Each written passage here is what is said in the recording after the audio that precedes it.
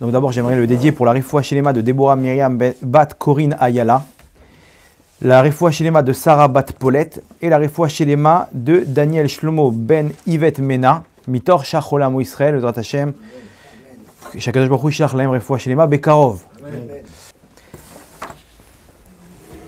Merci beaucoup Rabbi Armiaou et Arbe Batsacha pour la suite.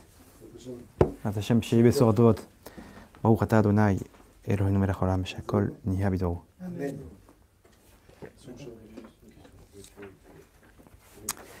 Ok. Alors rebonsoir. On va enchaîner sur le cours maintenant, si vous voulez bien. Le cours de ce soir, c'est sur la simcha, la joie. Alors vous connaissez tous ce que nos sages nous disent. Mishenirna Sadar Marbim Besimcha. Quand on rentre dans le mois de Hadar, on doit multiplier la joie. Écoutez bien le terme, on doit multiplier, on doit doubler d'efforts pour la joie. On ne doit pas arrêter. À aucun moment dans l'année, on doit arrêter. Sauf que là, il faut mettre les gaz. On va dire comme ça. Au mois de Hadar, il faut mettre les gaz. Donc c'est bien d'expliquer c'est quoi la simcha. Hein, surtout qu'aujourd'hui, avec ce qui se passe dans le monde, les gens, ils ont peur. Ils ont des craintes. Qu'est-ce qui va se passer? Le futur, la guerre, nucléaire, truc, machin. On est où? On ne sait pas ce qui se passe. On souffre. Tout le monde a des épreuves. Tout le monde a des obstacles. Et on a besoin de rentrer de la joie. On a besoin de comprendre c'est quoi la joie pour pouvoir savoir comment l'utiliser. Et surtout, de comprendre que quand une personne, elle est pleine de joie, se dégage une lumière qui peut faire tomber tous les obstacles, qui fait descendre toutes les murailles. Okay, c'est une force tellement grande que les forces du mal ne peuvent pas s'approcher. Quand quelqu'un il est besimcha, il déploie une gadlout, une grandeur dans sa neshama qui repousse toutes les forces. Toutes les forces. Il n'y a pas plus haut que la simcha. Et on va expliquer donc comment ça marche. Comment faire aujourd'hui dans une génération triste, de dépressifs. C'est quoi? Comment on peut faire? Alors oui, on va dire c'est quoi? On met de la musique, on saute comme des fous, etc. C'est pas ça la simcha. Vous allez voir que c'est pas ça du tout. Et vous allez voir qu'aujourd'hui, c'est ce qu'on a besoin. C'est ce qu'on a besoin surtout dans ce mois de Hadar, qu'on va emporter Bezrat Hashem pour toute l'année. Il y a eu hier soir, c'était quand? Mardi soir, hier soir, il y a eu le cours du Rav. Tous les mardis soirs, il y a le cours du Rav à Yenouka, le Rav Tzadik, Rabbi Shlomo Yehuda Be'eri. Ok? Très kadosh et tout. Pour ceux qui connaissent, le Yenouka. À Rishon LeZion, tous les mardis soirs, il fait un cours. Et dans ce cours-là, ils lui ont posé la question. Le cours, c'est des questions-réponses. Il y a un qui a pris la parole, il a dit que Vodarav, ce qui se passe en ce moment, on a bien compris qu'on était dans la Géoula. On a bien compris que c'était peut-être Gog ou Magog et que. Est-ce que le Rav peut nous dire une clé, une arme pour pouvoir se protéger? Et qu'est-ce qu'il a répondu, le Yenouka? Il a dit se renforcer en simcha. Il n'y a que ça qui peut nous aider. Bien sûr, il y a plein d'autres ségoulottes, mais essentiellement parlant, pour quelque chose qui est à portée de chacun d'entre nous, se renforcer dans la joie, dans la simcha. Ok, donc allons-y. On rentre dans le vif du sujet. On va essayer d'analyser cette notion. Bezrat Hashem, comme ça on peut l'appliquer. Donc si vous voulez bien accrocher vos ceintures, on fait un petit voyage dans notre chère Torah et profonde et Gdosha, Bezrat Hashem, pour pouvoir comprendre comment appliquer ça pour nous dans la vie de tous les jours. Ok, alors c'est quoi la simcha? La simcha, la joie, c'est, la définition on va dire comme ça, c'est de remplir un manque. Quand j'ai un vide en moi, okay, qui a été créé maintenant par la société de consommation, je passe devant une boutique, je vois un manteau sur le mannequin. Tout de suite, j'ai créé un manque. Waouh, ce manteau-là, il me le faut. Donc, quand est-ce que je vais quand est-ce que je vais me remplir de joie? Quand j'aurai acquis ce manteau. Quand quelqu'un il a besoin d'une voiture, et il voit là-bas dans la pub, il voit une voiture, son voisin, il a la dernière Mercedes ou la dernière truc, etc. Il voit ça, c'est ce qu'il me faut. Il a vu comme ça, il est sorti de cette voiture. C'est toute la société de consommation, les publicités, où on te met une star de cinéma qui sort de cette voiture, qui se balade avec tel jean, avec telle lunette de soleil, etc. Donc tu te dis, waouh, il est classe, c'est ce qu'il me faut. Il me faut ces Ray-Ban, il me faut cette montre, cette Rolex, il me faut... donc pourquoi? Parce que quand j'ai vu ça, ça m'a créé un manque. Ce manque-là, quand je l'ai comblé, je suis bien. Donc en fait, la simcha, la joie, c'est un sentiment de plénitude. D'accord? Ça, c'est le terme de ce que c'est la simcha. C'est je me sens plein. Ok? Maintenant, d'après vous, est-ce que les gens, ils sont heureux aujourd'hui? Le monde est vide. C'est-à-dire, on a l'impression d'être plein, parce qu'on arrive à atteindre ses objectifs, mais finalement, quand on voit un peu comment dire, on prend la température psychologique des gens, c'est une catastrophe. Personne n'est heureux, tout le monde est déprimé, il n'y a pas de bonheur. Les gens, ils sont tristes. C'est bizarre. Tu vois, le mec, il a tout, il a sa maison, il a une villa, il a une voiture, Je suis comme ça, là, avec celui avec qui j'étudie ma charouta du matin, il m'a raconté, il a une cousine à lui qui s'est suicidée à l'âge de 14 ans, alors que c'est des parents aisés. Elle était gentille, sympathique, mignonne. Bon, il n'était pas dans la Torah et les Mitzvot, mais... Et d'un coup, elle a pris une chambre d'hôtel, elle a mis fin à ses jours là-bas, elle a laissé une lettre, c'est mieux comme ça, je ne suis pas heureuse. De l'extérieur, elle a tout pour elle. Et pourtant, elle n'est pas heureuse. Pourquoi? Parce que c'est comme ça. Une personne, elle a l'impression que lorsqu'elle va remplir son manque, elle sera heureuse à jamais. Mais c'est faux. Parce que ce manque-là, il est comblé avant le prochain manque, avant le prochain vide qu'on va combler. Et comme ça, moi aussi, j'ai pensé. Quand j'étais en primaire, je voyais les gens au collège, je dis waouh, pourvu que j'y arrive. C'est-à-dire que mon objectif, c'est d'arriver au collège, de me dire ça y est, je suis en 6e, je suis un grand. Et puis après, je suis arrivé en 6e, j'étais content, enfin, je suis un beau gosse. Et puis là-bas, j'ai vu les grands du lycée, waouh, les 3e, seconde là-bas, je me dis waouh. Quand j'arriverai là-bas, je les voyais comme ça, ils étaient grands, ils étaient frais, c'était ça mon objectif. Donc j'ai créé un autre manque. Je pensais être heureux, ça y est, je suis arrivé enfin en 6e. Mais ils sont plus derrière moi, les autres, pour que je puisse me la jouer. Donc maintenant, je voyais plus loin, donc j'avais encore un manque. Je suis arrivé au lycée, et je me suis dit, non, il faut que j'ai le bac maintenant. Donc mon manque, c'était quoi? Le bac. Et j'ai eu le bac. Je me suis dit, quand j'aurai le bac, je serai l'homme le plus heureux du monde. Enfin, quel parcours du combattant. Ouais, les bacs blancs et les machins, etc. Tu finis, tu reçois la note, ouah, tu sautes en l'air et tout. Tu as eu le bac. Tu te dis, ça y est, t'es le roi du monde. Et puis 2 mois après, c'est derrière toi. Tu redeviens triste, tu redeviens vide. Et je suis monté en Israël. Et je me suis dit, quand je serai à l'armée, je serai avec mon arme comme ça, beau gosse et tout, ouais, je serai au top. Et puis je suis arrivé là-bas, pareil. Je me suis dit, bon, quand je sortirai de l'armée, j'aurai le monde à moi, je vais enfin reprendre ma vie, etc. Je serai l'homme le plus heureux du monde. Et je suis sorti, j'étais bien et tout, waouh, la liberté. Et puis après, je me suis dit, non, il faut que je rentre à la fac. Je suis rentré à la fac. J'ai fait des études d'ingénierie dans Teva. Vous connaissez Teva, le géant pharmaceutique? C'était un diplôme qu'eux-mêmes, ils ont créé. En fait, c'était un ingénieur qui était amené à travailler dans Teva. Eux, ils avaient un profil d'ingénieur qu'ils voulaient. Ils ont fait un diplôme dans une école d'ingénieur que pour eux. C'était une course après la plénitude. Voilà, exactement. Et donc, je pensais, moi, je me suis dit, quand je serai là-bas ingénieur dans Teva, c'est des gros salaires. Ah, tu peux te la péter. Mais tu as 4 ans d'études. J'ai commencé et tout, et je me suis dit, quand j'arriverai, je serai heureux. J'aurais été ingénieur, comme ça, je me voyais déjà avec dans les laboratoires en train de créer des vaccins contre le corona. Et j'aurais reçu moi aussi des enveloppes là pour vendre à tout le monde combien il est bon le vaccin. Et donc, finalement, je me suis dit, mais c'est pas possible. Et puis, moi, au Hachem, j'ai compris qu'il n'y avait pas de fin. Parce que je me voyais encore, je me projetais, je me suis dit, mais en fait, tant que je vais avoir mon diplôme et après. Et après, j'ai dit, ok, il faut que je fasse une carrière maintenant. Je vais avoir de l'argent. Donc, quand j'aurai enfin mon salaire d'ingénieur, je serai l'homme le plus heureux du monde. 10, 12, 15 000 shekels par mois, 20 000 shekels par mois. Et puis après, pareil, c'est bon, ça descend tous les mois. On s'habitue. Je vais me dire, bon, quand je serai marié, et après je vais me marier, et on connaît la suite. Tout le monde se plaint, il y en a marre, et trucs, et j'étouffe, et je veux divorcer. Et après, je me dis, peut-être quand j'aurai des enfants. Et j'aurai eu des enfants, et etc., etc. Et après, à la fin, le mec, il dit, quand je partirai de ce monde, peut-être que je serai heureux. Voilà, les petits enfants, je te l'ai raccourci. Mais à la fin, une personne, qu'est-ce qu'elle espère? Peut-être quand je partirai de ce monde, je serai heureux.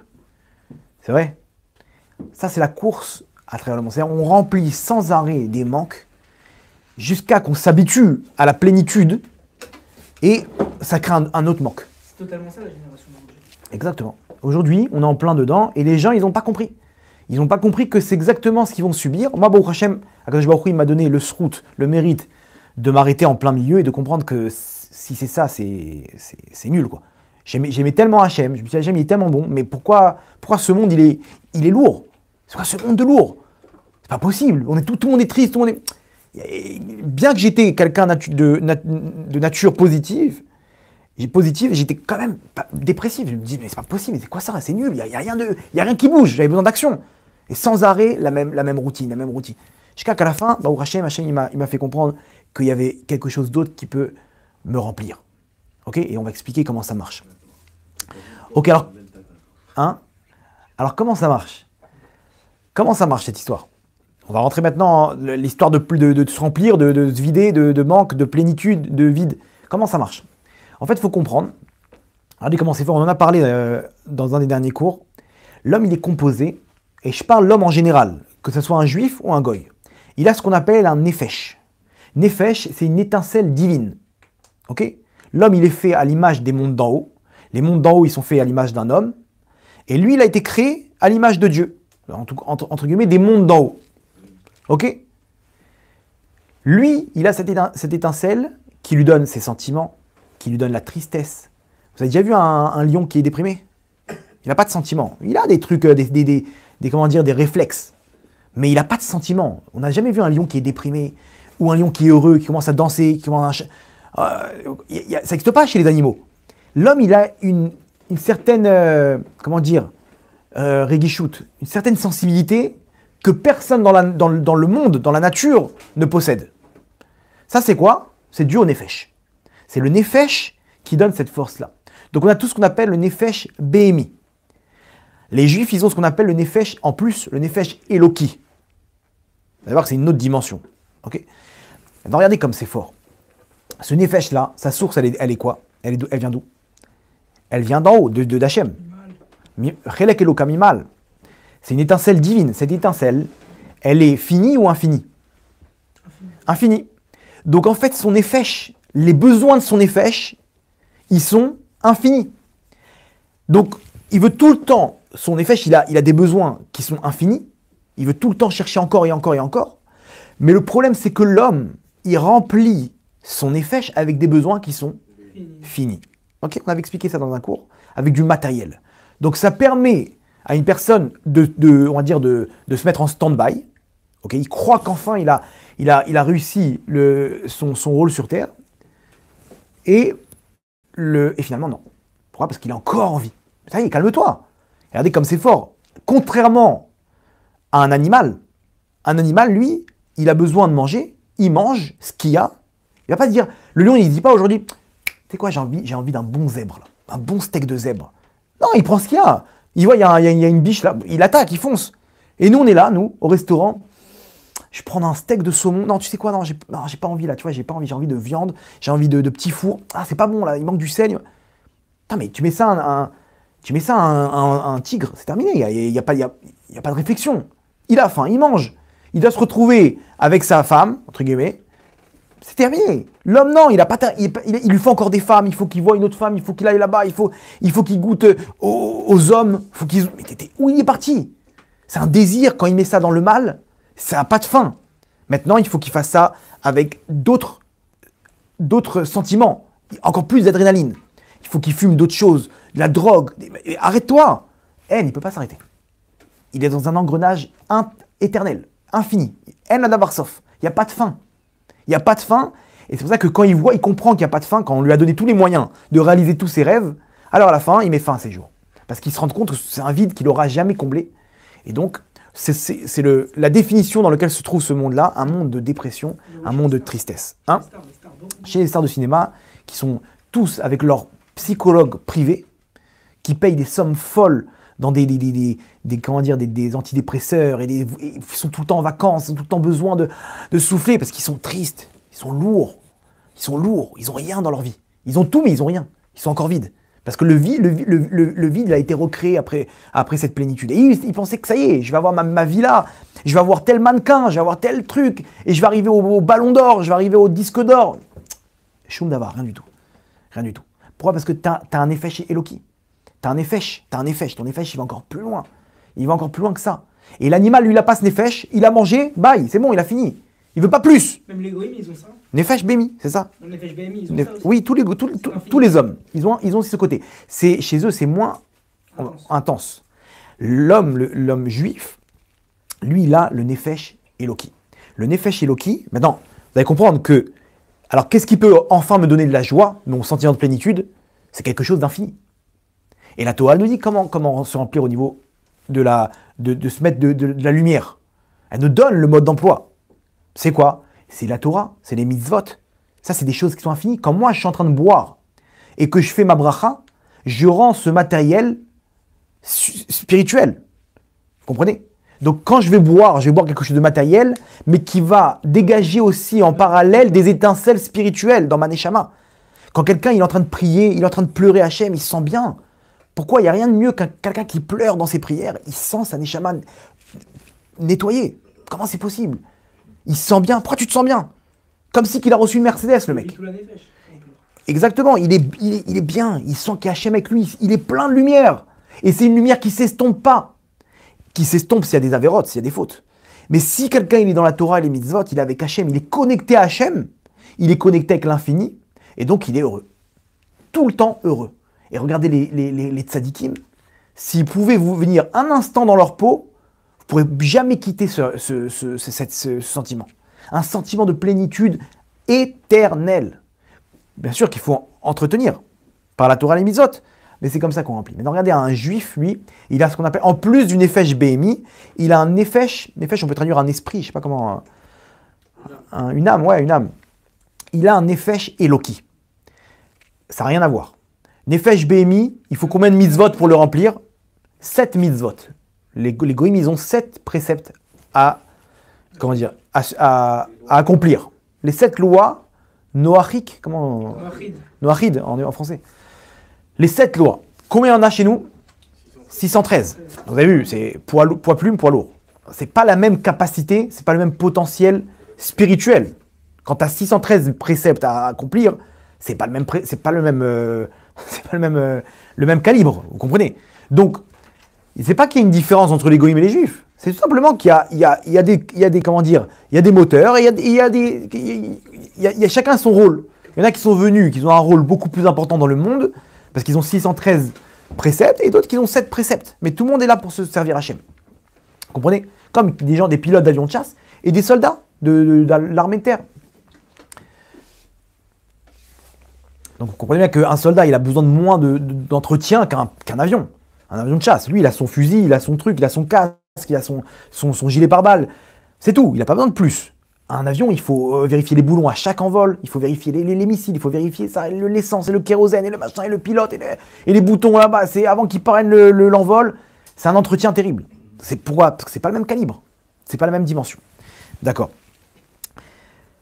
Maintenant, vous allez comprendre, grâce à ça, d'où vient l'intelligence des Juifs. Regardez comme c'est fort. Là, maintenant, prenez une feuille, un papier, parce que là, ceux qui suivent, là, surtout sur Internet, ils peuvent savoir maintenant quel est le secret des Juifs. Pourquoi les Juifs sont si intelligents que ça? C'est la question que se sont posées les Sud-Coréens. Ils se sont dit, c'est pas possible. 20% des prix Nobel dans le monde, c'est des Juifs. C'est la conclusion à laquelle ils sont arrivés. Vous allez voir que c'est un peu... Le Talmud, c'est l'expression de cette intelligence. D'où elle vient, l'intelligence des Juifs? 20% des prix Nobel, c'est des Juifs. Ils sont combien? 15 millions sur 7 milliards et demi? 40%. Non, 20%, je crois. 20%, mais c'est beaucoup. 20% sur 7 milliards.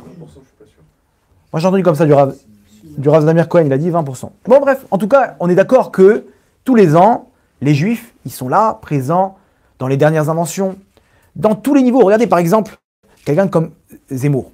En 3 mois, il s'est lancé dans une présidentielle. Il retourne la France. D'où il a cette trorma, d'où il a cette intelligence, cette sagesse? D'où ça vient? On voit bien que les Juifs, ils ont une sagesse innée. Maintenant, regardez comment c'est fort.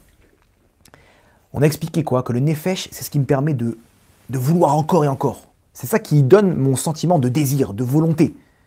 D'accord? Mais un juif, lui, il a 613. Donc son nefesh Eloki, il est beaucoup plus fort et beaucoup plus puissant qu'un nefesh BMI d'un non-juif. Donc lui, d'après vous, sa volonté, elle est plus grande ou pas?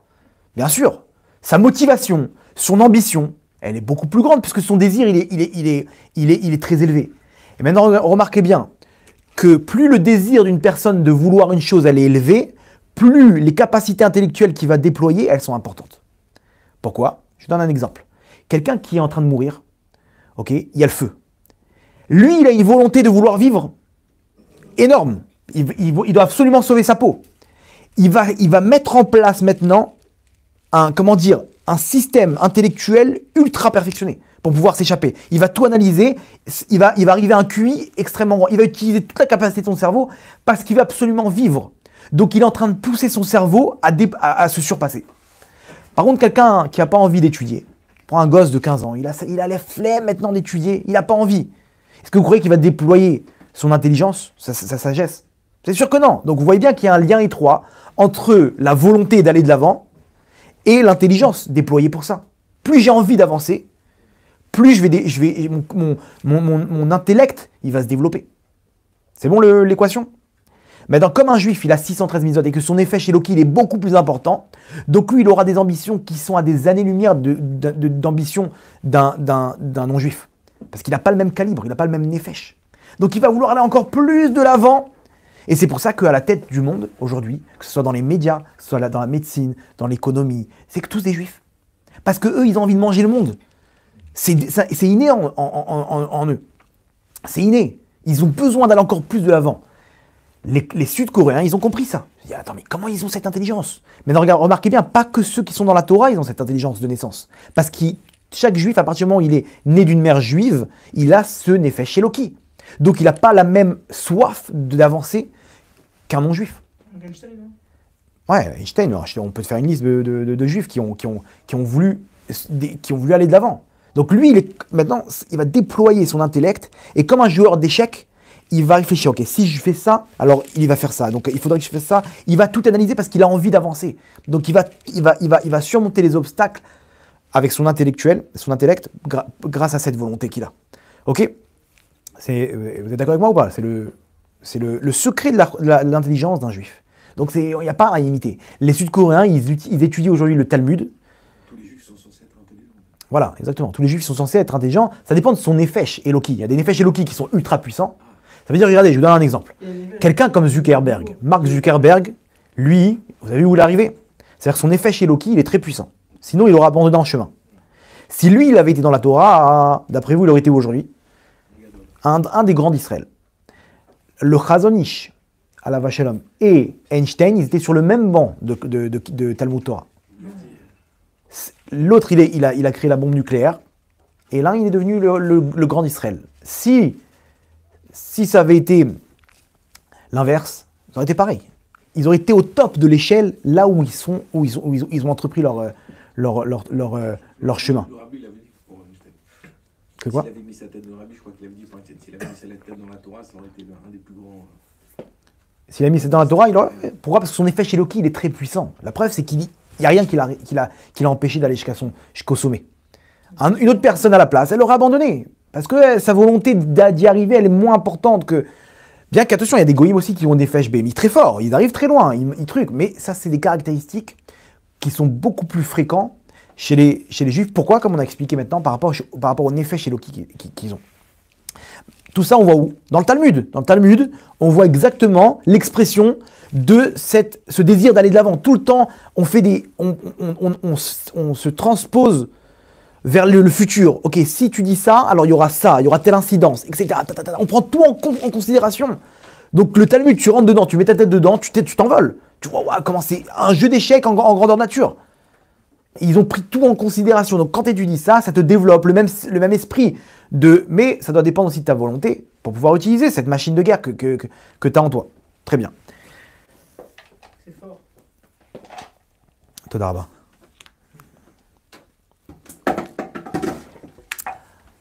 Entre parenthèses, regardez comment c'est fort, mais malheureusement, quand on met ça dans le mal, regardez ce que ça donne. Ça finit avec des coups du président, des arnaques. Des arnaques, comment ils ont trouvé cette idée? Parce que malheureusement, eux, ils ont un désir fort. Quand ce désir, il est dans l'oseille, dans l'argent, et bien maintenant, ils vont trouver toutes les idées pour arriver à atteindre ça, ce désir. Comprenez? Si ce désir, il a mis dans le rapprochement d'Hachem, ces gens-là, ils auraient été waouh. Comprenez? Là où la personne, elle est, il va mettre son désir. Si son désir est ultra puissant, il va trouver les pires combines pour pouvoir prendre le maximum d'argent. Il va trouver les pires combines pour pouvoir charmer telle femme, parce que le mec, il est fou des femmes, il désire les femmes. Il va trouver telle combine pour dans les armes, et voilà, Israël ils sont numéro 1 dans l'armement, dans la technologie. Il va trouver des trucs. Pourquoi? C'est comme ça. Là où il est, là où sa tête elle est, il va mettre tout son moteur, et donc sa chorma automatiquement dedans. Ok, donc qu'est-ce qu'on doit faire maintenant? Qu'est-ce qu'on doit faire? Alors regardez comment c'est intéressant. La Torah elle nous ramène, on peut apprendre ça à partir de l'histoire de Shaoul HaMelech. Shaoul HaMelech, il y a un Malbim qui explique tout le fonctionnement de ce qu'on est en train d'expliquer et comment ça marche et quelles sont aussi les solutions. Ok, attends, moi si je dois rentrer dans la Torah Limizot maintenant, il va me falloir des années. Il y a plusieurs moyens pour se remplir de lumière, pour arriver à cette simra, cette plénitude. Alors, Shaoul HaMelech, le roi Shaoul, Saül pour les Français, lui c'est le premier roi d'Israël. Le problème c'est quoi? C'est que les bénis Israël, ils ont demandé ils ont demandé beaucoup plus tôt un roi. Ils doivent avoir un roi, un représentant de Dieu sur terre, mais c'était pas le moment. Et eux, ils ont voulu un roi. C'était quoi leur intention? D'avoir un roi qui soit comme les nations du monde. C'était pas la vraie définition de ce qu'Hachem il avait pensé du roi dans la Torah. Donc il y avait personne d'autre que Shaoul. C'était le plus grand tzaddik. Il était grand, il était fort, c'était un guerrier. Il avait des traits de caractère parfaits. Il était parfait, il était humble, il avait tout. Et c'était un grand tzaddik. Donc c'est pas lui qui devait être roi, mais c'était celui qui correspondait le mieux à ce poste, à ce rôle. Il est devenu roi. Là-bas, il a eu une mission. C'est pas pour rien qu'Hachem il a fait ça, parce qu'il avait une mission de détruire Amalek. C'était un descendant de Yehoshua, de Rachel. Et c'est Rachel qui avait le rôle, avec Yehoshua, etc., de détruire la tribu de Binyamin. Okay, et il devait, lui, détruire Amalek.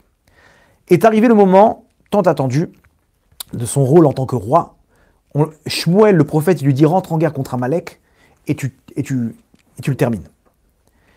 Lui, il est rentré en guerre et il détruit tout le monde, sauf le roi. Il prend le roi. Le lendemain, il voulait faire en fait, devant tout le monde, une fête de remerciement à Hachem et là-bas, de tuer le roi. Et Shmuel, il lui dit, le lendemain, il lui dit qu'est-ce que j'entends là? Alors, il y avait aussi du bétail qu'il avait gardé. Et il entendait, il dit, il devait raser tout le monde, hein. Même le bétail, il devait raser. Il devait tuer tout le monde. Il lui dit, qu'est-ce que j'entends ici? Il lui dit, c'est des bétails qu'on a gardés pour faire des sacrifices à Hachem. Il lui dit, Hachem, il n'a pas besoin de tes sacrifices. Hachem, il veut juste que tu entendes sa voix. Il t'a dit, tu brûles tout le monde, tu brûles tout le monde. Il ne veut pas de sacrifice, Hachem. Hachem, il veut que tu écoutes sa voix. C'est tout. Hachem, il t'a dit de tuer tout le monde. Il dit, mais attends, mais j'ai gardé le roi aussi. Entre-temps, le roi, il a attrapé une servante là-bas, il l'a mis enceinte. Alors qu'il était en prison, il a fait un sortilège pour pouvoir aller avec elle. Et la descendance d'Amalek, elle a continué avec cette histoire-là. Lui, ils ont tué le roi, mais Shmuel, il lui dit, Hachem, il a déchiré la royauté de toi et ta descendance. Il la donnera à quelqu'un de plus tzaddik que toi, qui était David HaMelech. Okay, et donc, cet esprit divin de roi qu'il avait, il a quitté. À partir de ce moment-là, Shaoul, il a été frappé par ce qu'on appelle un ruach ra'a.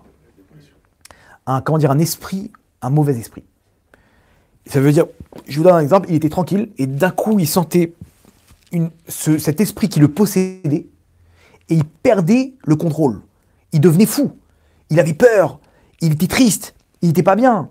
Et il faisait des choses terribles. Et il luttait pour garder la Emouna, pour garder la Simra, pour garder la plénitude, mais il était frappé par ce roi rare, par ce mauvais esprit. Et le Malbim, sur ça, il explique c'est quoi le fonctionnement. Et vous allez voir qu'aujourd'hui, peut-être 90% des gens qui ont des problèmes psychologiques, il se trouve qu'ils sont peut-être dans le même cas que Shaoul HaMelech. Ils sont tous hantés d'un mauvais esprit. Alors il y en a, c'est des dibouks, c'est des neshamot, c'est des âmes carrément qui sont installées chez eux. Et il y a une double personnalité. Des fois, c'est des gens qui sont bipolaires. Okay, tout ça, ça s'explique spirituellement. Alors eux, les médecins, ils savent pas c'est quoi. Ils disent, bon, il est bipolaire, il est comme ça, il est schizophrène. Mais c'est pas qu'il est schizophrène, c'est qu'il y a lui, mais il y a quelqu'un d'autre avec lui. Ce quelqu'un d'autre, c'est un dibouk. C'est un wara. Il y a plusieurs degrés. Ok? Et il explique le Malbim. C'est pas forcément en Chine. Non, non, un Shindalet, non, c'est pas ça. Comme ça, il dit Rabbi Yehuda Abtaya, il dit que presque tous les cholés, nefesh, tous les malades Ils ont une pathologie. mentales, ok, ils sont atteints la plupart par des rouaras. Et ces gens, ils vivent normal. Ils sont possédés. Ils sont possédés. Ils vivent normalement, et d'un coup, ils tournent. Et ils sont cloués au lit, ils veulent plus rien, ils sont shootés par des médicaments. Pourquoi? Il nous explique le Malbim, le fonctionnement. Regardez comment c'est fort. Le Malbim, il explique comme ça. Il dit Ruach Hashem ou itatzmut shefa aruchaniut beinyan eloki. Il dit l'esprit divin, ok, c'est un surplus d'abondance spirituelle, ok, de façon divine. Donc, il faut savoir qu'un juif, il a une abondance spirituelle constante. Constante. Ce qu'on appelle un Ruach Hashem. Ce Ruach Hashem, il est en lui, il se sent bien, il est plein. Ok? Et il dit Asherchal al kochotav anafshiot, cette abondance-là, elle se pose sur les forces du nefesh. Rappelez du nefesh? Ok? Vetel biché ou Ruach gvura, et elle l'habille d'un vent de force. Ok? Vetemaleu Ruach chorma vadaat veirat Hashem. Et elle le remplit, regardez bien le terme, elle le remplit de sagesse, d'esprit, de da'at, de voir le bien. Ok, des fois on est complètement embrouillé, on ne sait pas faire la différence entre le bien et le mal. Là il est bien, il est posé, il sait ce qui est bien, il sait ce qui n'est pas bien. Veiller attaché mais de crainte de Dieu. C'est quelqu'un spirituellement qui est en bonne santé. Ok, bon, il ramène une ou deux phrases encore. Il dit Omnam, cependant, et yusar mimeno hashefa bechet'o. Lorsque quelqu'un y faute, cette abondance spirituelle, elle s'échappe. Donc le mec, il tombe avec une femme, poum, d'un coup, tout s'échappe. Naturellement, il est animé de ce roi Hachem. Ok? Et dès qu'il y a des fautes, comme la Neshama, le Nefesh Eloki, il ne veut pas se salir, donc il sort. C'est une issue de secours. C'est comme un pilote qui s'éjecte. Ok? Sauf que là, il s'éjecte, mais il reste au-dessus de l'avion. Dès qu'il y a besoin, il revient dans l'avion. Donc là, pareil, il y a un siège éjectable du roi Eloki. Comme ça, le mec, il peut fauter, mais il ne touche pas à son roi qui est Kadosh, qui est saint. Vous comprenez? Donc, il a éjecté le Vekelav, maintenant ses ustensiles spirituels de son Nefesh, Yureku Me'aruchaniut, il se vide de la spiritualité. Ashuchen Bam, qui étaient posés là-bas. Et alors, qu'est-ce qui se passe? Yargish Achisaron Azé, il va sentir ce manque, regardez le manque dont on a parlé, cette tristesse, ce manque de simra, de joie, il va le sentir, Veishto même, Veit Bahel, il va trembler de peur, il va être choqué. Tout le temps, les gens, ils sont tout le temps plein de crainte. D'où ça vient? Les avérotes. Il n'y a plus de roi Hachem. Ok? Vetachat roi Hanisgav. Maintenant, sachez qu'il y a un klal. Quand il n'y a jamais de vide dans la Torah. Quand on enlève le roi Hachem, qu'est-ce qui vient à la place? Roi Ra. Vetachat roi Hanisgav. Et à la place de cet esprit divin saint, Yishkon bo ruach acher shchori. Il va venir s'installer à la place un autre esprit Shrori, obscur, Malé Bal'a Ve'etzev, plein de tremblements et de tristesse, Daga, d'inquiétude, ou Be'ita, et il va se faire frapper comme ça. D'un coup, il va y avoir des Etkef Rarada, des peurs. On se reconnaît dans tout ça ou pas? Zé, regardez bien la définition qu'il donne. Zé choli à mélancolia. C'est ce qu'on appelle la maladie de la mélancolie. Ok, donc on se reconnaît. Tout le monde est mélancolique, on est d'accord? Tout le monde a parcouru ce qu'il décrit ici, le Malbim. Ok.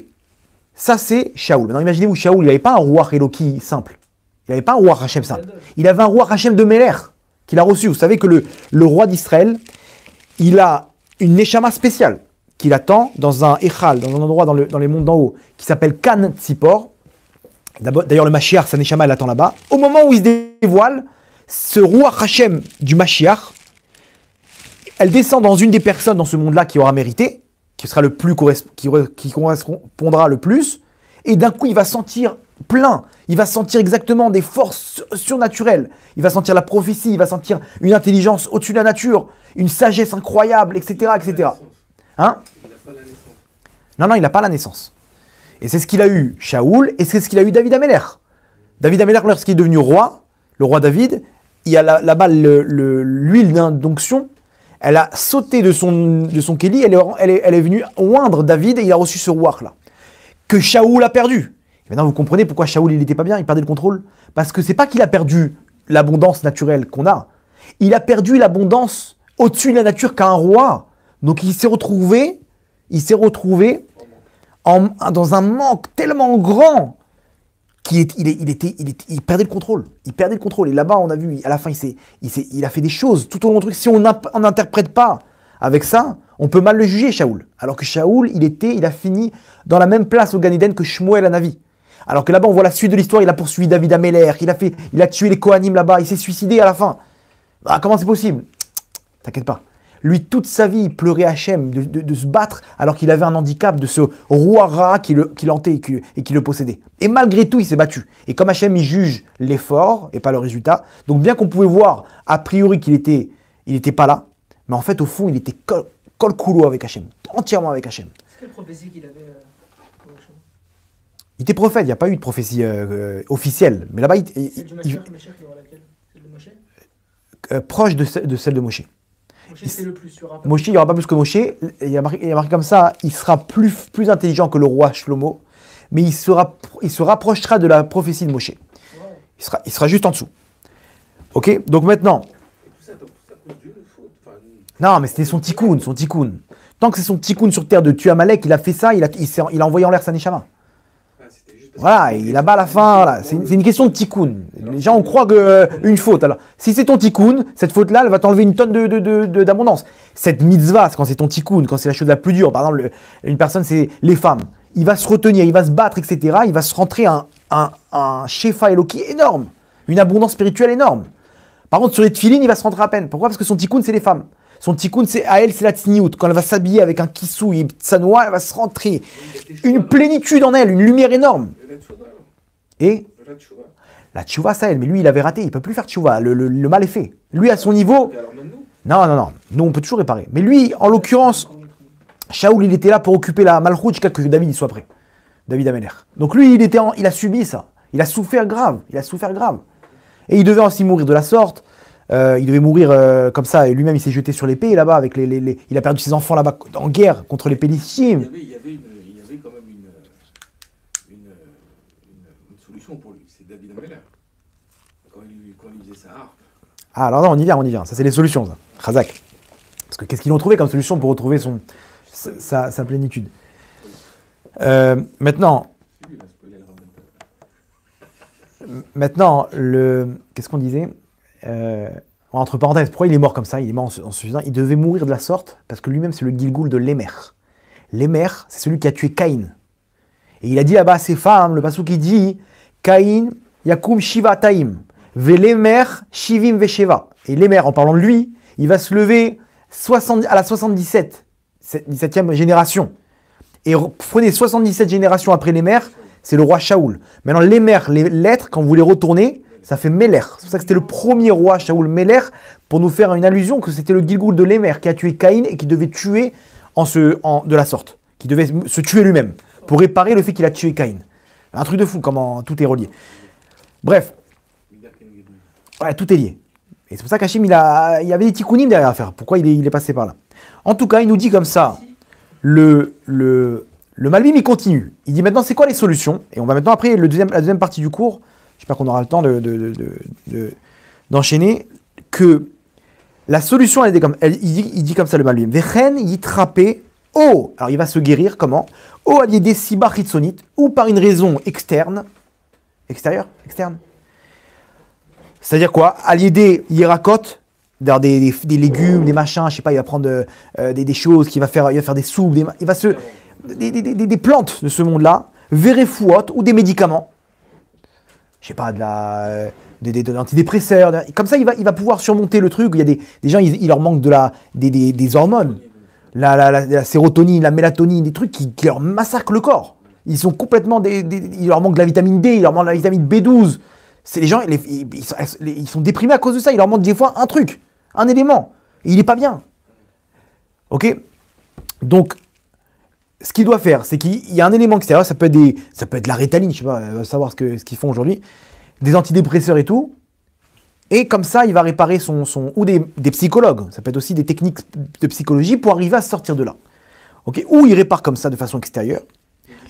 Les taken à kelim anishratim, les kelim du nefesh, les pièces de son nefesh qui ont été endommagées par la faute, o aliédé siba pnimit, ou il peut réparer ça avec une raison qui est intérieure.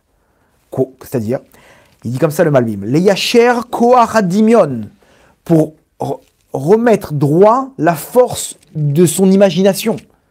Parce que tout ça, c'est son imagination qui lui joue des tours, qui lui fait croire qu'il te manque. Et pourquoi t'as pas ça? Et pourquoi lui, il est marié et pas toi? Et pourquoi elle a des enfants et pas toi? Et pourquoi lui, il a cette voiture et pas toi? Et il rentre dans des peurs et dans des trucs à cause de quoi? À cause de son imagination. Donc, les Yacher Koharadimion, Vea Marshava et la pensée. Tout est dans ta pensée, tzaddik. Il faut remettre droit à sa place ta pensée. Elle a simcha à margea, vers la joie qui calme, qui donne, qui te tranquillise. Ça, c'est le Malbim, c'est incroyable. Donc maintenant, on va analyser maintenant les solutions par rapport à ce qu'il vient de dire le Malbim. Pour Shaoul, en l'occurrence, c'était quoi? Pour Shaoul, on nous raconte qu'ils ont pris un jeune qui jouait de la musique. Ce jeune-là, c'était ni plus ni moins que David, le roi David.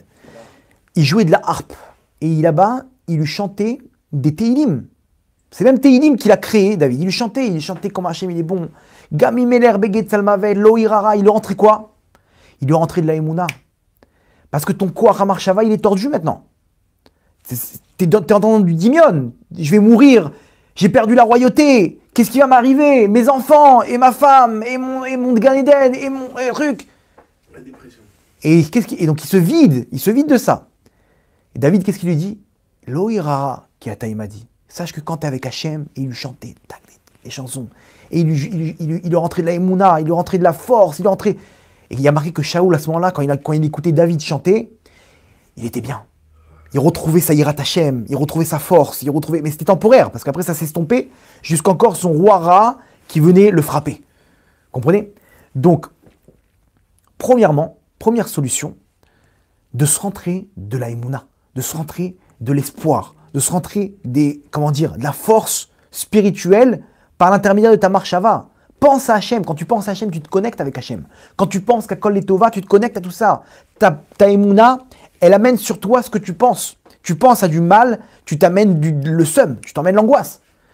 Tu penses positif, tu t'amènes du bon. Comme on dit, Tarshov Tov, Yetov, pense bien, ça va bien se passer. Ok? D'un autre côté, la musique. La musique, ça peut mettre bien une personne. Et aujourd'hui, entre parenthèses, c'est ce qui se passe. Les gens, ils sont tout le temps en train de mettre de la musique, constamment. Comme Shaoul qui a besoin de musique tout le temps pour pouvoir ne pas se rencontrer avec eux-mêmes et avec leur vide et après tomber en dépression. Donc, ils ont besoin d'une musique qui va les élever. Mais combien de temps ça dure? La musique, elle se termine, il la remet en boucle. Ça dure quelques secondes derrière, quelques minutes. Quelqu'un qui a écouté la musique, il est bien pour 2 semaines. Pas du tout. Pas du tout. Il a besoin d'un mariage, un événement qui va le lancer, partir en vacances, ça va le mettre bien pendant 3-4 jours derrière le truc, mais il va retrouver les embouteillages ici, rebelote. Voilà, la drogue, combien de temps ça va durer? Il prend une clope. Ah, il est bien. Combien de temps? Il attend 5 minutes, il retape une clope.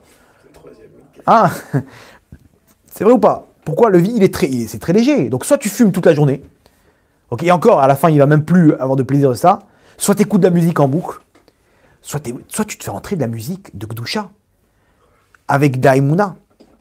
Alors je fais une parenthèse annonce. C'est terrible. Et je fais une parenthèse annonce parce que Bezrat Hashem, le dimanche 27 mars, réservez votre soirée à Ashdod. Non, ça y est, les tikkunim pour l'instant. On est dans la simcha maintenant. Ça, c'est le tikkun, c'est Khat Pami une fois par an. Maintenant, le reste, c'est que la simcha. Non. Le dimanche 27 mars, réservez votre soirée, c'est homme-femme. Avec une séparation, bien entendu. Même des enfants, si vous voulez ramener des plus de 10 ans, etc., qui ne dérangent pas. On va faire une soirée avec le Rav Ronen Chaziza. Tu connais? Le Rav Ronen Chaziza, il est connu, c'est un Rav qui fait un cours avec une guitare. C'est celui qui a créé les 5 minutes par jour, les histoires aussi, que Torah Box, ils ont traduit tous les soirs. C'est ce Rav-là.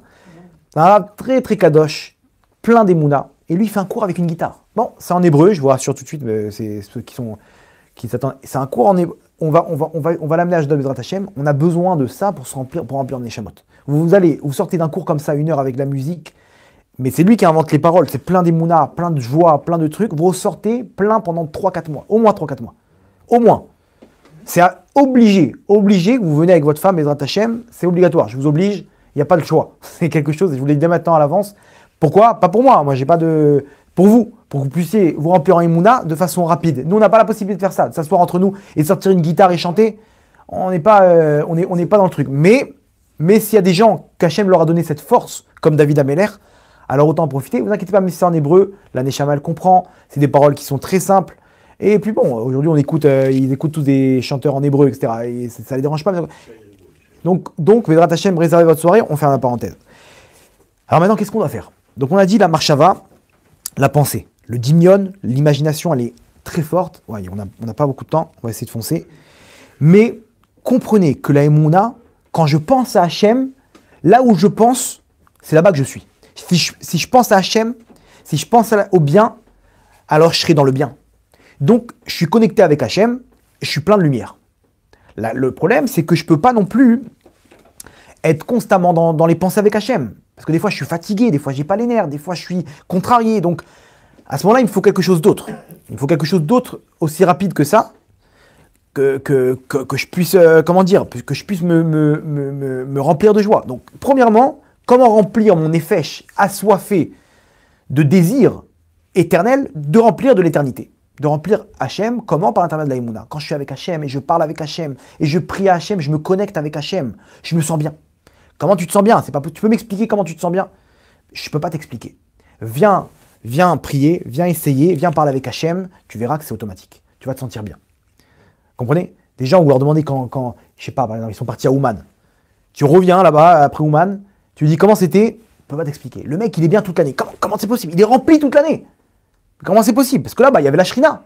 Là-bas, il y avait un rassemblement de juifs. Le tzaddik, il était là pour faire intermédiaire entre le Ham Israël et Hachem. Donc, il s'est connecté avec Hachem. Il a une lumière qui l'accompagne toute l'année. Vous comprenez? Aussi simple que ça. Donc, trouver des astuces pour garder la simcha, la connexion et voir tout le temps le ressenti spirituel, on ne peut pas les expliquer. Voilà, on peut pas. Tu vois, une personne, elle est bien. Elle a prié avec Hachem, il a pleuré, il est parti à un cœur d'un tzaddik, il se sent bien. Comment ça marche? Parce qu'il est plein. Donc, il est joyeux. On ne peut pas expliquer l'infini.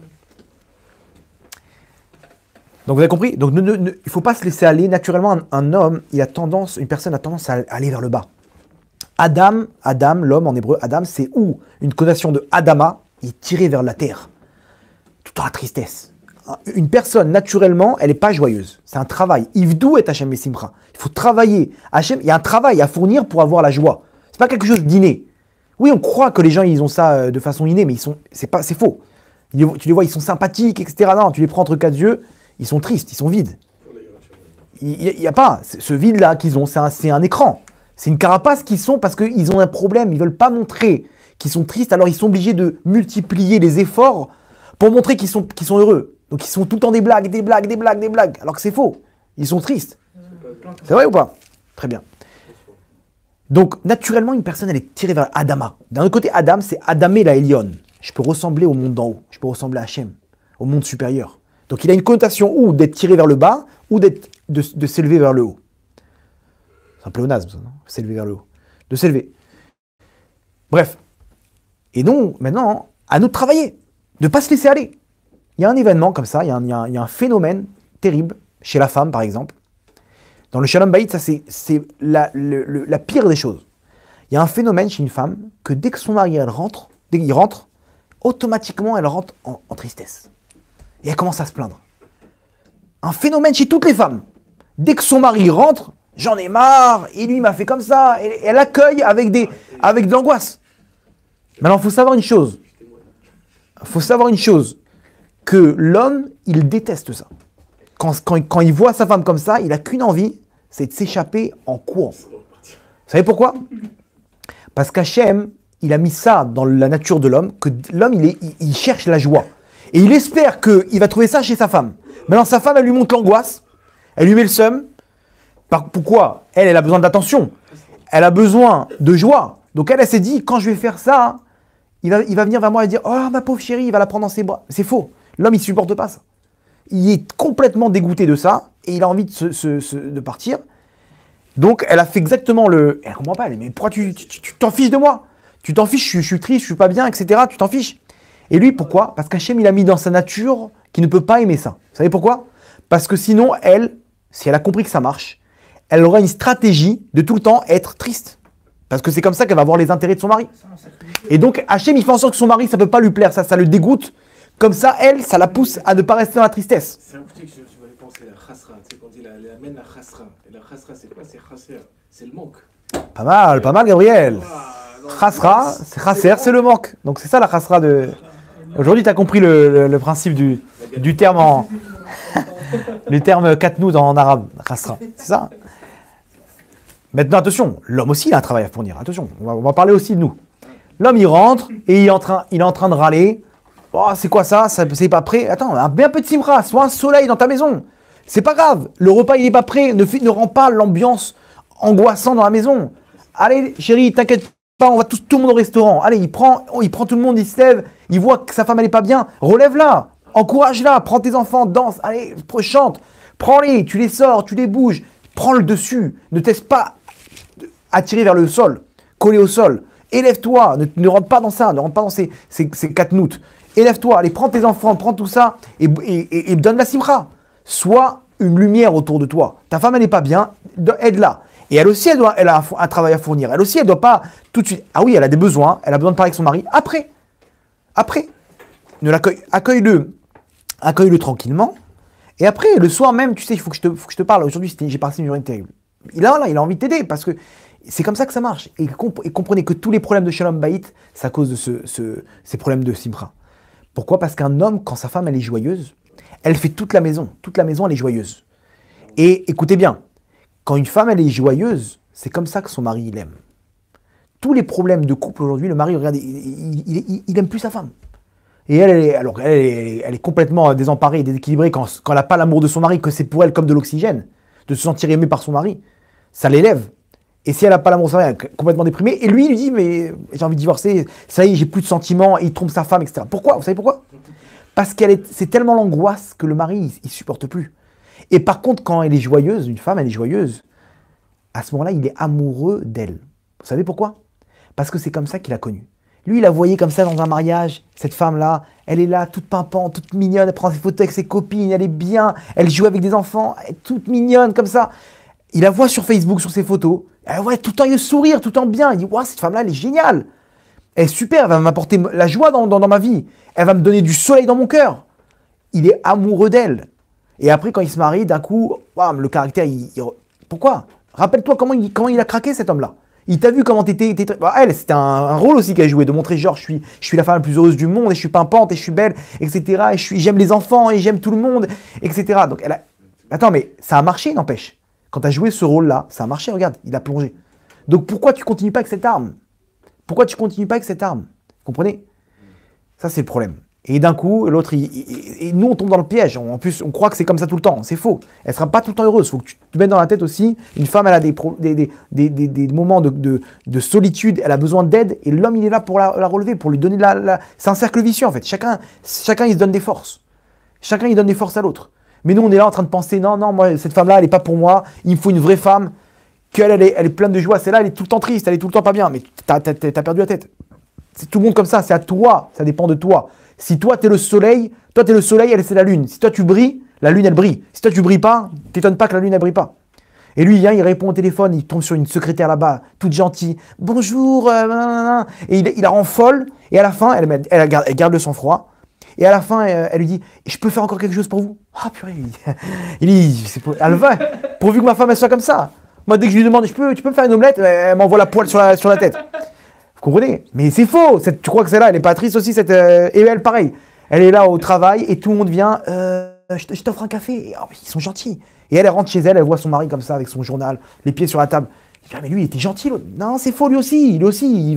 Tu crois pas que quand tu vas te mettre sur le marché des transferts, ça y est, tout le monde va te courir derrière et tu vas voir un homme qui sera enfin, qui va t'élever et qui va te mettre sur un piédestal. Enfin. C'est tous pareil. Le secret, c'est la Torah. Tu veux te remplir, c'est la simra. C'est ça que tu dois transmettre et c'est ça que tu dois te remplir. C'est comme ça. Quand tu es comme ça, tu es heureux toute ta vie. Il n'y a rien qui peut t'empêcher d'avancer. Waouh. Ça, c'est le premier point. Premier point, la marshava simcha. Allez, bats-toi. Deuxième point, comme il a dit le Malbim, là, les yacher et koach hadimion. Nous, dans l'imagination, on va scanner automatiquement tous les problèmes qu'il peut y avoir. À moi, maintenant, comme il dit Rabbi Nachman dans la Torah, Resh Pebet, l'écoutez Moran, il dit, le secret, c'est de voir tout le temps Nekuda Tova, le bon point. Nekuda Tova, de voir le bon point. Il y a marqué Ezeu Ashir à sa mère Bechelko. Qui veut avoir le sentiment de richesse? Celui qui est heureux dans sa part. Regardez comment c'est profond. Si tu es heureux dans ta part, ça veut dire quoi? Ça veut dire que j'ai une part, Hachem m'a donné une chose. À moi de faire un effort en trouvant les bons points qu'il y a pour être heureux dans ma part.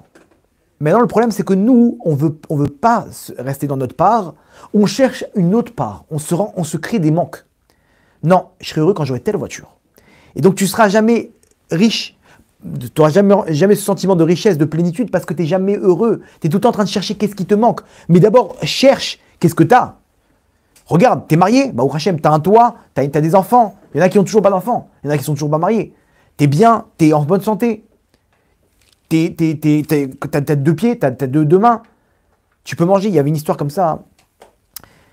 Un gars qui était sur l'autoroute en Lamborghini. Il trace comme ça et il voit un hélicoptère au-dessus de lui. Il dit waouh, pourvu, Bédrat Hachem, je t'en supplie, aide-moi. Enfin, je puisse avoir mon hélicoptère. Ça y est, tous ces embouteillages là. C'est bon, là, tout de suite, d'un truc à l'autre comme ça, directement sur mon yacht avec l'hélicoptère. Et il prie Hachem. Et à côté de lui, il y a un mec en Mercedes, il regarde la Lamborghini. Waouh, Hachem, je t'en supplie, la voiture de mes rêves, cette Lamborghini. Aide-moi à avoir cette Lamborghini. À côté de ça, il y a une Toyota qui regarde le mec en Mercedes. Qui dit, waouh, ça c'est une bombe, cette voiture, cette Mercedes-là. Pourvu, Hachem, je t'en supplie, que tu puisses me donner à atteindre cet objectif. Maintenant, de l'autre côté, il y a un mec en vélo. Et il voit cette Toyota, toute déchirée. Il dit, Hachem, je t'en supplie. Une voiture, je prends la pluie, je prends le vent, et les trucs. Enfin, un truc avec mon petit ventilateur. Et il voit à côté de ça, il y a un mec à la station de bus qui voit passer le mec en vélo. Waouh, Hachem, mon vélo. Enfin, je pourrais avoir un vélo, dépendre des bus tout le temps, là. Je suis en 5 minutes, je suis au boulot. Et il ne sait pas qu'en haut, dans l'immeuble en haut, il y a un jeune en chaise roulante qui le regarde. Il dit, Hachem, des jambes. Je t'en supplie, donne-moi des jambes, donne-moi la possibilité de marcher pour que je puisse moi aussi prendre le bus. Vous vous rendez compte? Cette histoire, comment elle est forte? Chacun, il voit ce qui lui manque, mais tu te rends pas compte que tu as quelque chose, que quelqu'un d'autre y cherche et que c'est un cercle vicieux. Alors, au lieu de te focaliser sur ce que tu n'as pas, focalise-toi sur ce que tu as. Et quand tu mettras ton ambition, tu seras heureux dans ta part, à ce moment-là, ton ambition, elle ira dans le bien. Mais nous, notre ambition, notre manque, on la met dans des bêtises de voitures qu'on n'amène pas avec nous dans la tombe. Enlevez-vous ça de tête, on n'enlève pas ça on n'emmène pas ça avec nous. L'argent, ça va nulle part. Ça, c'est au niveau des pensées. D'accord?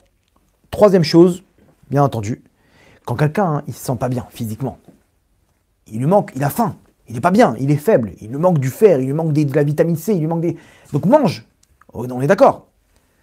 Quand quelqu'un, son effet, il n'est pas bien, il est vide, qu'est-ce qu'on lui dit? Donne-lui à manger. Ton effet, il est faible. Il lui manque quelque chose. Mais fais des mitzvot. Comment tu donnes à manger au Nefesh? Hachem, il y a tout écrit. Quand tu fais Shabbat, tu sors du Shabbat, ton Nefesh, il est plein de lumière. Tu es reparti pour la semaine. Ces gens qui font pas Shabbat, c'est les gens les plus débiles du monde. Comment tu n'as pas compris que tu as besoin de te reposer? C'est le mode d'emploi. Hachem qui a créé l'homme. Il sait très bien comment ça marche. Quand une femme, vous demandez à n'importe quelle femme qui a commencé à se couvrir la tête, tu lui dis, enlève, incapable. Pourquoi? Elle sent une lumière en elle énorme. Quelqu'un qui fait Shabbat, tu lui dis, arrête ton Shabbat, il ne peut pas arrêter son Shabbat. Tu dis, mais attends, je te propose un contrat d'1 million de dollars. Tu ne peux pas m'enlever mon Shabbat. Quelqu'un qui prie ne peut pas arrêter cette fille-là. Impossible. C'est comme une drogue. Les mitzvot et les averot, c'est ça le secret pour se remplir en lumière. On est loin du compte. Il n'y a aucune mitzvah. On ne peut pas s'étonner. Il n'y a aucune mitzvah. On parle avec des gens. Les gens, ils font rien. Mais tu ne peux pas t'étonner que tu es triste. Si ton corps, il est vide de lumière, Tu peux pas t'étonner, il faut que tu aies une avodat Hashem. Il faut que tu commences à faire des Teilim, il faut que tu commences à faire un minimum. 20 cours de Torah. Je me rappelle quand je sortais d'une journée de limoud, d'études de Torah à la Yeshiva, j'avais l'impression que je pouvais lever une voiture avec mes mains tellement que je me sentais bien. Je me sentais, j'avais envie de m'envoler. Un sentiment, c'était les meilleurs moments de ma vie, un sentiment de plénitude. Parce que dans chacune des lettres, il y a de la lumière. Regardez ce qu'il a expliqué sur le Tikkun Aramchal. Tu lis un livre comme ça, tu te rends de la lumière, de la Géoula, Berachamim. Dans le monde, tu diffuses de la lumière de la Rachamim. Comment ça marche? C'est comme ça, il a dit. Emouna. T'étudies, il y a de la lumière qui se diffuse chez toi et dans ton entourage, dans le Ham Israël, pour faire avancer le monde vers la Géoula. Vous vous rendez compte? Ça, c'est comment une personne n'étudie pas la Torah? Je ne comprends pas comment t'as pas compris que la Torah, c'est ça le but. Il faut fixer des temps de Torah. Ok, commence avec une fois par semaine. Commence avec 5 minutes par jour. Ok, tu sais pas étudier l'idée Teilim, mais rentre de la lumière. Et c'est ça le problème de nous les Français, où le Yitzhak nous a attrapés. Les Français, ils ont une émouna de folie, mais au niveau mitzvot, zéro. Zéro. C'est-à-dire qu'un Français, il est fou amoureux d'Hachem. C'est dans le cœur. Par contre, tu lui dis, mais alors vas-y, viens étudier la Torah. Arrête les bises, arrête de faire la bise aux femmes, arrête d'aller à la plage mélanger. Écoute, moi je suis plus religieux que toi, tu sais. Habibi, quel rapport? Il n'y a aucune contradiction. Quelqu'un il est fou d'Hachem, il peut faire toutes les pires avéros de la terre. Il peut aller à des cours de Torah, mais il peut tromper sa femme. Très courant, très courant. Le mec, il a la kippa, il va chez une prostituée, il enlève sa kippa. Chez les Français, il y a une kippa qu'on appelle la tzviout, l'hypocrisie. Alors regardez, il faut savoir que à l'époque de Napoléon, regardez comment c'est fort. Oh, il est tard, il est tard. Je vais vous prendre encore un peu de temps, mais moi je suis bien. Vous êtes bien vous aussi? Très bien. Ok. Les gens, s'ils voient 2 heures de cours, ils vont... Ouais, c'est pour ça. Bon, c'est pas grave. Celui qui veut, Hachem, il le guidera à ce cours, Bezrat Hachem. Regardez comme c'est fort. Vous savez qu'à l'époque de Napoléon, il y a eu Napoléon contre qui il a chuté? Contre les Prusses. Les Russes, ouais. Ouais, à l'époque, c'était les Prusses, ça. C'est pas mal, il a pris les Voilà, c'est les Russes d'aujourd'hui. Il a conquéri la moitié de l'Europe, il s'est confronté aux Prusses, et là-bas, c'était la guerre finale. Celui qui allait l'emporter, il allait remporter l'Europe, entre guillemets. Il y avait une marloquette à l'époque, une discussion entre les tzadikim pour qui prier. Qui va dominer l'Europe? Les Russes ou les Français? À part, je crois que c'était Rabbi Shimshon Meostropoli, à part lui, tous les autres, ils ont prié pour les Russes. Que Napoléon y perde. Dont, à leur tête, l'Admour Azaken, le Baal Atania. Ok? À tel point que là-bas, les commandants russes, ils venaient voir l'Admour Azaken pour lui demander des conseils. Ils lui montraient les cartes. Et l'Admour Azaken, par Ruach HaKodesh, il les aidait à combattre Napoléon. Il disait non, laissez là-bas, passez par là-bas. Il le suivait, il était escorté par l'armée russe, l'Admour Azaken. Il a dû fuir. Il est parti plus en profondeur à la fin de ses jours là-bas vers la Russie. Ok, il était je crois de l'Ukraine. Il passait comme ça parce que les forces françaises elles avançaient. Et lui, il l'aurait attrapé. Maintenant, les commandants, ils venaient et ils lui disaient Gvodarav, qu'est-ce qu'on fait? Et lui, Ruach HaKodesh, il ferme les yeux, il dit enlevez vos trous là-bas, amenez-les là-bas, prenez-les par là-bas. Par Ruach HaKodesh, il leur donnait toutes les instructions de la guerre. Celui qui dirigeait la guerre, c'était l'Admour Azaken. Vous vous rendez compte? Et ils ont gagné. Et ils priaient là-bas, ils faisaient des actions dans les mondes d'en haut pour que c'est les Russes qui gagnent. Pourquoi? Vous savez pourquoi? Parce que vaut mieux être dominé par la clipa des Russes que la clipa des Français. Vous savez pourquoi? Incroyable. Les Russes, c'est détruire le judaïsme. Tu mets les tefilines, tu fais la brit mila, tu fais Shabbat, on te tue. Par contre, les Français, c'est laisse tomber les mitzvot, ok? Et la émouna. Mais le reste, on s'en fiche. C'est-à-dire, le français, sa clipa, c'est la tzviout, c'est l'hypocrisie. Donc, si c'est les Français qui prennent le contrôle, il y a une clipa d'hypocrisie qui prend le contrôle de l'Europe. Et donc, on va être influencé par les hypocrites. Ça veut dire quoi, hypocrite? Ça veut dire d'être à l'intérieur différent de ce que je suis à l'extérieur. Je peux être fou amoureux d'Hachem à l'intérieur, mais à l'extérieur, je suis un rachat gamour. Je suis du sheker gamour. Aucune mitzvah, rien du tout. Tu prends une femme, elle peut pas aucune sniout. Mini-jupe, décolleté, et elle est avec son livre de Télim en train de pleurer Hachem. Quel rapport? Pourquoi?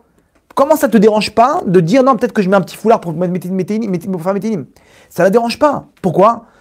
Parce que à l'intérieur, elle est différente avec l'extérieur. Ça, c'est cette clipa de la France qui nous a transmis ça. Vous vous rendez compte? Donc les tzadikim ont dit vaut mieux qu'on se batte de plein fou. Ok, ils vont nous enlever la Emouna, les Russes. Mais c'est pas grave. En un instant, on peut récupérer la Emouna. Un petit séminaire, comme il a fait Hachem, il a ouvert la mer en deux. Non, tous les Israël, ils ont eu la Emouna. Mais par contre, si tu as la Emouna et tu n'as pas les actions, mais t'es un moucherat. Ton effet, il est massacré. Vous comprenez? Le nefesh, c'est pour ça qu'Avraham Avinu, il a dit il a dit à Eliezer, il a dit ne va pas prendre des femmes chez les Kénaanim. Va dans la famille. Attends, pourquoi? Les deux, ils sont d'Avodazara. Les deux, c'est des idolâtres. Non, les Kénaanim, ils ont des mauvaises midotes. Ils font des avérotes. Les autres, la famille de mon père, ils sont classe. Ils ont des valeurs. Les deux, ils n'ont pas l'Aïmouna. C'est pas grave. L'Aïmouna, en 2 secondes, on leur transmet. Par contre, si c'est ancré en eux le mal, waouh, ça pour leur enlever, ça prend du temps. Vous comprenez dans quel état on est, nous les Français? On a grandi dans cette clipa. Cette clipa d'hypocrisie où à l'intérieur, on est fou amoureux d'Hachem et à l'extérieur, on fait ce qu'on veut. Ça ne nous dérange pas. Pourquoi? Parce qu'on a cette clipa. Les Israéliens, ils peuvent pas. Ils sont tellement émettes, ils supportent pas. Ils ont découvert la Torah, il fait tchouva de A à Z, du complet. Les Français, il a découvert Hachem, il retourne à la plage. Mais doucement, tu vas pas m'enlever la télé quand même. Mais attends, mais t'as dit que t'allais faire tchouva. Oui, mais tchouva avec les films. C'est quoi le problème? Je comprends pas. Il comprend pas le problème. Vous comprenez? Ça, c'est Achashverosh. Achashverosh, il a dit, on va les intégrer. On va intégrer les Juifs, on leur a fait un banquet là-bas. Gardez votre Torah, tout sera badatz, tout sera la madrine. Mais vous allez perdre vous allez être émouna, mais dans les actes, vous allez tout perdre. Ahmad a dit, bon allez, il n'y a plus de temps, viens, on les détruit tous. Comprenez? Ça, c'est la Russie et la France, la différence. Qu'aujourd'hui, c'est les États-Unis, ça c'est la mentalité américaine. Les Juifs, ils aiment tous les Juifs aux États-Unis, c'est tous leurs potes, et 60% d'assimilation. Comprenez la perte? 60% d'assimilation. Paro aussi, excusez-moi de vous... Paro, lui, au début, il a dit, faut être ami avec eux. Allez, aidez-nous à construire. Et à la fin, donc comme ça, il les a intégrés en Égypte, et à la fin, il les a détruits. Il a dit, maintenant, il faut les tuer. Allez, tout le monde au Nil. On les jette tous au Nil. Les Yavanim. Hein? Les Yavanim, les Grecs. Les Grecs. Le Yitzhara, il a 2 grandes lignes pour détruire l'homme Israël, où il intègre, il assimile, en étant son ami, ou il le rentre dedans, par la force. Ok?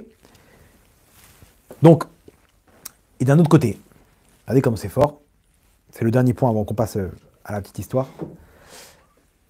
Le dernier point, c'est que, tu vas me dire quoi, mais aussi d'un autre côté, il y en a plein qui font des mitzvot et qui sont quand même tristes. D'accord? Non, moi je connais plein de gens, ils sont là, matin, midi et soir, et ils sont tristes. Alors peut-être qu'il leur manque le premier point, la Emouna, mais surtout une chose, et ça c'est le point le plus important, c'est qu'il faut comprendre une chose, c'est que le but de faire les mitzvot, d'appliquer le mode d'emploi, pour les mitzvot, on n'en a rien à battre. Le but, tout ça, c'est un but pour arriver à Hachem. N'oublions pas que la lumière, c'est pas la mitzvah en soi. La lumière, c'est la mitzvah qui est l'intermédiaire pour arriver à Hachem. Le Limouda Torah, il y a marqué que tu as le droit de commencer à étudier si c'est dans ton intérêt. C'est pour avoir la parnassa, c'est pour avoir la bracha, etc. D'accord. Mais il faut que ça soit une étape pour arriver à Hachem. Mitor chez le lishma, balishma. D'abord, c'est sans intérêt. Au début, je fais les mitzvot dans mon intérêt pour arriver à faire ça pour Hachem de façon pure. Pour contourner les terrains et après de faire de façon pure. Et des fois, on fait les mitzvot du matin au soir. Et pourtant, on n'a pas de lumière. Vous savez pourquoi? Parce qu'il nous manque de faire ça pour Hachem. Des fois, on oublie de faire ça pour Hachem. À quoi ça ressemble, nous dit Midouvna? Il donne. Parce qu'on veut pour nos résultats. Au début, c'est bien. Attention, on n'a pas dit qu'il faut commencer directement de façon pure. Mais c'est qu'une étape. Après, passe. Allez, Tzadik, avance. Fais-le pour Hachem. N'oublie pas que c'est un intermédiaire pour arriver à Hachem, cette lumière. Cette lumière, c'est Hachem qui la donne. La mitzvah en soi, elle ne donne pas de lumière. La mitzvah pour Hachem, elle donne la lumière. Parce que c'est elle qui fait l'intermédiaire entre toi et Hachem, qui te connecte à lui. Et donc, quand tu fais une mitzvah comme ça, tu te sens bien. Mais il y en a plein qui font ces mitzvot et ils ne se sentent pas bien. À quoi ça ressemble, Magid Midouvna? Un entrepreneur, quelqu'un qui achète une maison, il veut construire une villa. Il achète un terrain, il veut construire une villa. Il va prendre un entrepreneur, il lui dit, je t'en prie, je veux que tu me fasses une villa. Ok? Et il signe le contrat. Maintenant, ses copains, il dit quoi? T'as pas détaillé ce que tu voulais? Tu rigoles, il va t'arnaquer, il va te mettre dans le ciment, il va te mettre des pierres, il va te mettre des matériaux de mauvaise qualité. Il faut que tu décris ce que tu veux. Waouh, vous avez raison. Il rappelle l'entrepreneur, il dit attends, on n'a pas conclu techniquement ce que tu dois mettre là-bas comme matériau. Il dit vas-y, va cacher, qu'est-ce que tu veux? Il dit regarde, dans le ciment, je veux que tu mettes du ciment sans pierre. Du ciment comme ça, tu vas pas m'arnaquer. Hein. Tu me mets du ciment, 100% ciment. La tuyauterie, tu mets pas un truc qui rouille. Tu me mets du Eurostar ou un truc... ok, il note. Tu peux mettre des robinets comme ça, tu peux mettre une porte blindée. Ok, ça m'arrangerait. Une bonne porte blindée. Ok, il note. Ça va te coûter un peu plus cher. Ok, d'accord, ce que ça coûte. Ok, il lui rajoute comme ça 30 000 euros et il signe. Il lui dit, maintenant l'entrepreneur, il lui dit, l'argent, quand est-ce que je le vois? Quand tu me donnes les clés, je te donne l'argent. Ok. T'inquiète pas, je serai réglo. Donne-moi les clés, tu reçois l'argent. Très bien. 3 jours après, l'entrepreneur, il vient avec les clés. Il lui dit, voilà, Vakasha, prends les clés. Il dit, c'est une blague. T'as fini la villa. Il dit, ça y est, j'ai terminé. Attends, pourquoi tu fais ça? En 3 jours, c'est impossible. Viens, viens voir. Ok, il le suit. Il arrive là-bas sur le terrain. Il voit une cabane avec des murs en carton. Il voit sa porte blindée. Il dit, vas-y, ouvre. Il ouvre. Il voit, il a déposé du ciment. Il voit de la tuyauterie un peu partout comme ça en Eurostar. Et la porte blindée qu'il a commandée. Il dit, voilà, c'est ce qu'il y a dans le contrat ou pas? Arrêtez si je m'en... Il lui dit, dis-moi, c'est dans le contrat ou pas? Il dit, c'est dans le contrat, effectivement. Mais attends, mais tu me charries. Je t'ai demandé de me faire une villa. Dans la villa, comment tu fais la villa? 1, 2, 3, 4. Toi, tu m'as fait le contraire. Tu m'as fait 1, 2, 3, 4, mais tu m'as pas fait la villa. Ça, c'est l'exemple. Hachem, il te dit quoi? Hachem te dit pareil. Nous, on fait les mitzvot de la Torah à la lettre. Mais Hachem, il dit, oh, je t'ai pas demandé tout ça. Je t'ai pas demandé de faire les mitzvot pour les mitzvot. Je t'ai demandé d'être proche de moi, mon tzaddik. Les mitzvot, c'est un intérêt. Je t'ai demandé de me faire une villa. Dans la villa, comment tu fais la villa? Avec telle tuyauterie, avec telle mitzvah et telle mitzvah et telle mitzvah. Mais t'as pas oublié, le principe, c'est moi. Nous, qu'est-ce qu'on fait Hachem? On lui fait pas de villa. On veut pas se rapprocher d'Hachem. On lui donne ce qu'il veut. Alors, qu'est-ce qu'il veut? Il veut qu'on se couvre la tête? Ok, alors on va mettre une perruque. Mais t'as pas compris le principe. T'as pas compris le principe. Le principe de la tsniout, c'est quoi? C'est pour te rapprocher d'Hachem. Pourquoi? Parce que quand une femme, elle est tsanoua, elle est dirigée vers elle-même, vers son intérieur. C'est quoi le principe de la tsniout? C'est de pas se mettre, de pas attirer l'attention. C'est une discrétion, une pureté de l'âme. Ok? Donc, tout ce qu'on va te dire comme halachot de la tsniout, c'est pour arriver à te connecter avec Hachem de l'intérieur. Mais maintenant, quand une femme, elle se couvre la tête, elle met une perruque, elle est dirigée vers l'extérieur pour plaire encore plus et pour arracher les yeux de tous les hommes là-bas où tout le monde se retourne. Attends, t'as pas compris le principe là? Attends, oh, c'est écrit, hein? Je t'ai couvert la tête ou pas? Tu vois mes cheveux? Tu vois pas mes cheveux. Donc qu'est-ce qui t'arrive? T'as rien compris, Tzadika. Parce que ici, tu es en train de faire exactement la même villa avec la porte blindée, c'est tout. Hachem te dit, je t'ai pas demandé ça. Je t'ai demandé de te rapprocher de moi. Tu utilises la Torah parce qu'il faut se couvrir la tête, c'est tout. Tu fais Shabbat parce qu'il faut faire Shabbat. On t'a pas demandé ça. Rapproche-toi de moi. Utilise mes autres pour te rapprocher de moi. C'est pour ça qu'aujourd'hui, il n'y a pas de lumière. Comment c'est possible? Comment c'est possible? Même dans la perruque, il y a de la chote. Cheveux longs, cheveux qui ressemblent à des vrais cheveux. La taille, les trucs. Il n'y a plus d'alachote. Et les gens, ils sont en train de dire, bah non, voilà, on s'est couvert la tête ou pas? Mais t'as pas compris le principe. Hachem dit, j'ai pas demandé tout ça, Tzadika. Je t'ai demandé de te rapprocher de moi. C'est pas le but. Je t'ai demandé une villa. Dedans, tu t'appliques la lachote. Mais toi, t'as fait ce qu'il y a écrit. T'as pas fait l'essentiel de la tsniout qui est de te rapprocher de moi et de pas te rapprocher de tous les hommes de la rue. Comprenez là où on est. C'est pour ça qu'on ramène pas la lumière. Bref, j'ai pris l'exemple de la tsniout, mais sur chaque chose, quand tu étudies la Torah, tu fais ça pour Hachem dit, tu fais ça pour moi. Quand tu fais Shabbat, tu fais ça pour moi. Quand tu fais les mitzvot, tu fais ça pour moi. Et après, bien entendu, une personne qui a du mal encore, une femme qui a du mal à se couvrir la tête, elle met ça une fois par semaine.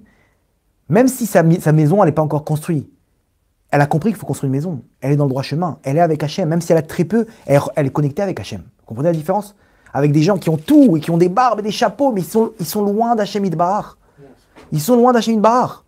Et on entend des histoires comme ça de rabbanim qui font des trucs terribles, et des viols et des machins, mais d'où ça sort? C'est pas étonnant, ça ne veut rien dire. Ils peuvent faire la Torah du matin au soir, s'ils n'ont pas la proximité avec Hachem, ça vaut rien. Ça vaut rien. C'est du sheker. Le sheker, ça Hachem, il te dit, je t'ai pas demandé, moi, de me faire ce qu'il y a écrit dans la Torah. J'ai demandé de construire, de te rapprocher de moi. Quand tu as compris que c'est ça le principe, après, derrière, fais les mitzvot. Je t'explique comment le faire. On va finir avec une histoire, Rabotai. L'histoire incroyable de Rabbi Yochanan et Resh Lakish. Mais cette fois-ci, vous allez voir avec ce qu'on a, Resh Lakish. Vous allez voir, on va la voir avec un autre aspect par rapport à ce qu'on a expliqué. Vous allez la voir différemment. L'histoire, elle est comme ça. Tu vas comprendre tout de suite par rapport à l'histoire. Resh Lakish, c'était le roi des bandits. Resh Lakish, en araméen, ça veut dire le roi des bandits. C'était une kaïra. Okay, le parrain de la mafia. C'était le Poutine de la génération. Ok. Mais c'était quelqu'un de classe, quoi. C'était pas non plus un... Il était fou des femmes. Un jour, il voit de loin une femme en train de se baigner, de dos. Ok, il voyait ses cheveux comme ça et son dos. Il a fait un plongeon, le saut de l'ange. Il attrape cette femme-là, il la retourne et il voit quoi? Rabbi Yochanan, le Amora à Kadosh. Rabbi Yochanan, il faut savoir qu'il était imberbe. Il était efféminé de visage. Il n'avait pas de barbe. Imberbe, il n'avait pas de barbe. Rabbi Yochanan. Pas Rabbi Yochanan. Non, pas Rabbi Yochanan Ben Zakkai. Rabbi Yochanan, tout simple. Non, Rabbi Yochanan Ben Zakkai, c'était bien avant. C'était un Tana, lui, c'était un Amora. Rabbi Yochanan, tout court. Et il se retourne. Ah, Gvodarav, pardon. Rabbi Yochanan, il regarde, il dit, c'est toi qui as sauté là? Il dit, ouais. Il dit, mais c'est quoi cette force? Maintenant, vous allez comprendre. C'est quoi ce nefesh incroyable que tu as? Vous avez vu ce qu'il est prêt à faire pour prendre une femme? Rabbi Yochanan, il a vu quoi? Nekuda Tova. Il a vu le bon point chez lui. Il n'a pas vu le fait que c'est un bandit qu'il a volé et qu'il a fait plein d'avérotes. Il a vu le bon point. Ce type-là, il a un nefesh en or. Il lui dit, écoute-moi bien. Si tu mets ta force dans la Torah, tu me promets, tu rentres à Yeshiva avec moi, je te donne ma sœur, elle est encore plus belle que moi. Ça, tu vois, moi, comment je suis, de loin, tu as été attiré. Imagine-toi, ma sœur, c'est moi en femme. C'est une beauté divine. Resh Lakish, il regarde et lui dit, marché conclu. Tu commences à partir de demain. Demain matin, tu as les Yeshiva. Et remarquez là, quand il a essayé de repartir, il a senti, il avait plus de force, Resh Lakish. Pourquoi? Parce qu'il avait mis la force qu'il avait, elle était par son désir. Maintenant, sa volonté, elle était où? Dans la Torah. D'un coup, il a pris une décision, il n'avait plus de force pour les bêtises de ce monde-là. Il est rentré à Yeshiva, il est monté échelon après échelon, à tel point qu'il est devenu la Chavruta de Rabbi Yochanan. C'est devenu ni plus ni moins que son partenaire d'études. Il s'est marié, bien entendu, avec la sœur de Rabbi Yochanan. C'est devenu un des grands de la Torah. Resh Lakish, il n'y a pas une page dans la Torah, 2 pages dans la Torah, dans la Talmud, où on ne parle pas de lui et de Rabbi Yochanan. Resh Lakish fait une sommité. Les deux, il a atteint le niveau de Rabbi Yochanan, imaginez-vous. Alors que c'était son maître, Rabbi Yochanan. Il a atteint son niveau. Il a mis sa force qu'il avait et c'est devenu une sommité dans la Torah, un des grands d'Israël. L'histoire ramène là-bas, il y a eu une discussion entre Rabbi Yochanan et Resh Lakish. De là, il y a eu une dispute. De là, il est tombé malade, Resh Lakish, et il est mort. Il est tombé malade, de là, il est mort.